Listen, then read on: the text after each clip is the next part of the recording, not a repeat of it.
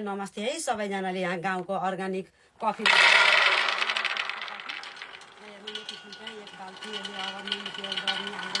मेहनतले सबै कुरा गर्नुपर्छ। यसले हामीले किनेर मेसिनमा नि लैन्छ, घरमा पनि बनाएर खाइन्छ। मेरो स्वास्थ्यलाई एकदम राम्रो हुन्छ। यी बोरामा नि छन्, तपाईँहरूले पनि यसरी नै बनाएर खानु होला। तर यसको जति महत्त्व मैले केही नानीमा हामीले दुःख गर्न पर्यो। ल हेर्नु, आज बिहान टिपेको कफी मैले यति टिपेको हेर्नु त कति राम्रो। ल हेर्नु, राम छर्लङ्ग देखिने, मेरा कस्ता हात खुट्टा फुल्ने सुनिनी भएका थिए। यो कफी बनाउँदै खाँदै गरेको मलाई एकदम ठिक भयो। हजुरहरूले पनि यसरी गरेर बनाएर खानु होला। नभए पोस्ट गरिदिनु न, कोही अलिअलि हामीलाई पनि भन्नुभयो भने पनि बनाउँला।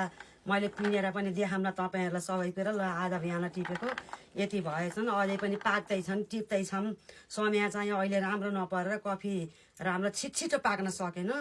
त्यस कारणले मैले ढिलो ढिलो भए पनि टिप्ने हो। अब यतिले हामीले अब घर खर्च पनि चलाउन पाइयो, आफूले खान पनि पाइयो, सबैलाई अब दिउँ भने पनि मगेर खान नि पाइयो। यसरी नै बनाउन पर्छ, मिहिनेत हुनुपर्छ।